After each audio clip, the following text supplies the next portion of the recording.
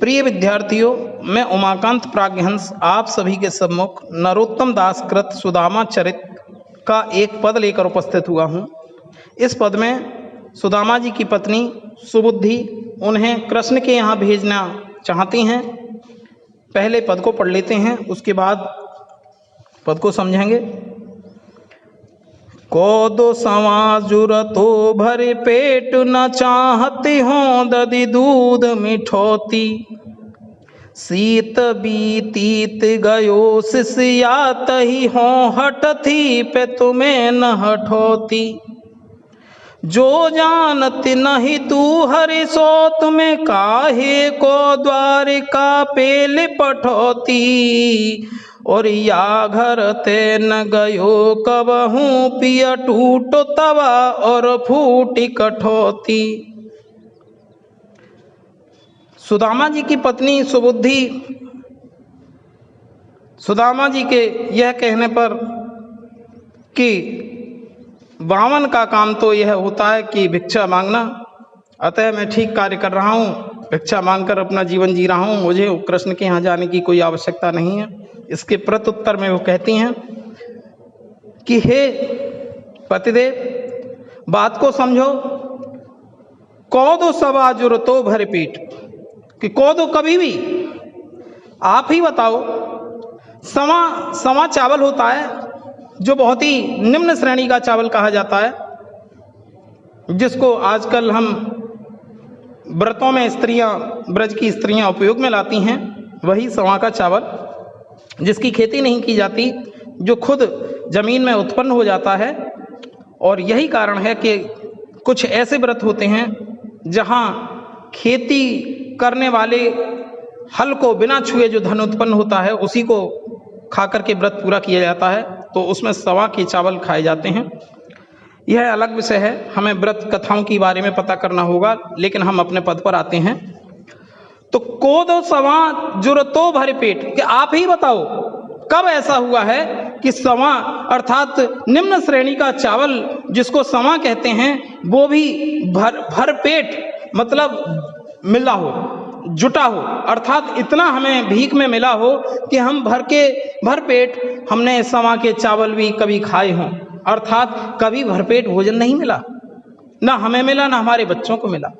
वे कहना चाहती हैं ना चाहते हो दधि दूध मिठौती, और ऐसा नहीं है कि मैं आपको इसलिए वहां भेज रही हूं कि मैं चाहती हूं कि वहां जाने के बाद हमारी समृद्धि हो जाएगी और मैं दूध पीऊंगी, दही पीऊंगी और मिठाइयां प्राप्त करना चाहती हूं, ऐसा नहीं है। वे कहती हैं सीत बीतीत गयो, मतलब सर्दी की जो ऋतु थी वो व्यतीत हो गई। क्या करते करते? भरपेट भोजन नहीं, बल्कि सच बात यह है सिसियात ही, अर्थात रो रो करके, सिसिया करके, रो रो करके वो सारा समय गुजर गया।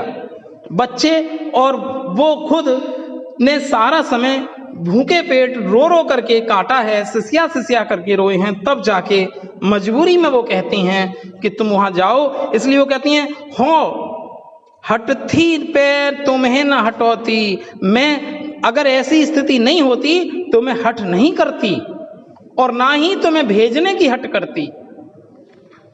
ऐसी बात नहीं है, मैं आपको भेजने की कदापि हट नहीं करती कि आपको नहीं जाओ ही जाओ, मजबूरी है कि हमारे यहाँ निर्धनता बहुत है।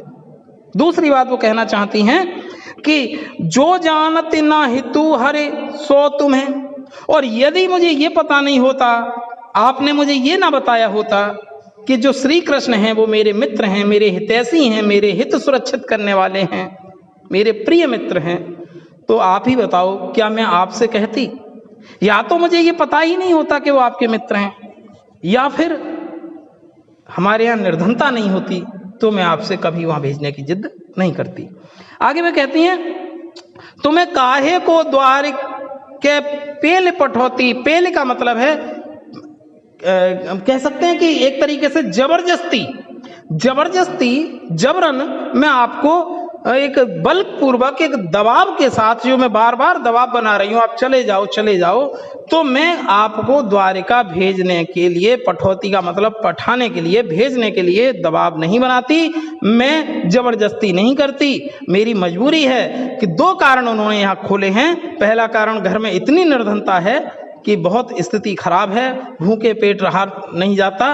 और दूसरी बात ये कि आपके मित्र इतने वैभवशाली हैं, ये वो कहना चाहती हैं।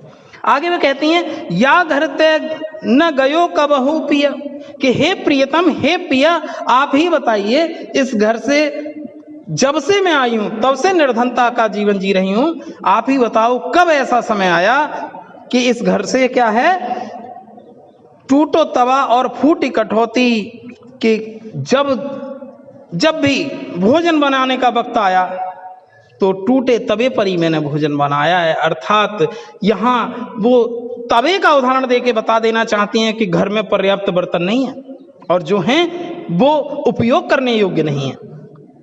और वे कहती हैं कि फूटी कठौती, कठौती एक लकड़ी का पात्र होता है जिसमें खाने पीने की वस्तुएं रखी जाती हैं। एक समय में कठौती लकड़ी के पात्र में ही आटा गूंथने का काम हुआ करता था। तो कठौती आटे गूंथने वाला पात्र है, वो भी कैसी है, टूटी हुई है, एक तरफ से फूटी हुई है, अर्थात उसमें भी छिद्र हैं, अर्थात वो लकड़ी भी अपना अस्तित्व लगभग डगमगा गया है, वो भी अब इतनी प्रभावशाली नहीं बची है कि जिसे कहा जा सके कि वो एक अच्छे स्तर की कठौती है। तो ना तो कठौती साबुत है और ना ही तवा साबुत है, उसमें क्या है, वो टूटा हुआ है और कठौती फूटी हुई है। अब आप ही बताइए, इस निर्धनता में मैं उनके पास आपको भेज रही हूँ, इतने वैभवशाली मित्र के पास, तो क्या गलत कर रही हूँ। कुल मिला के एक स्त्री तो धर्म को निभाते हुए, एक पत्नी के पतिव्रता धर्म को निभाते हुए वे अपने पति को समझा रही हैं। बहुत ही सुंदर पद है, नरोत्तम दास जी ने बहुत सरल भाषा में, बहुत ही सरल ब्रज भाषा में बहुत ही सुंदर पद यहाँ उकेरा है। इसके लिए वे अवश्य बधाई के पात्र हैं और मुझे लगता है ये पद आपको समझ में आ गया होगा। और ये कई विश्वविद्यालयों के सिलेबस के अंतर्गत है, जिसे पाठ्यक्रम के अंतर्गत हम कह सकते हैं। तो ये पद बहुत महत्वपूर्ण पद है। अब मुझे लगता है आप समझ गए हैं। बहुत बहुत धन्यवाद, नमस्कार। अगर यह पद आपको समझ में आया है और इसी तरीके के और पद आप सुदामा जी से जुड़े हुए सुनना चाहते हैं तो आपको ये चैनल सब्सक्राइब कर लेना चाहिए और अवश्य ही इसको लाइक कर देना चाहिए, और ताकि इस तरीके का जो और भी पद मैं बनाऊं और आपको भेजूं। बहुत बहुत धन्यवाद, नमस्कार।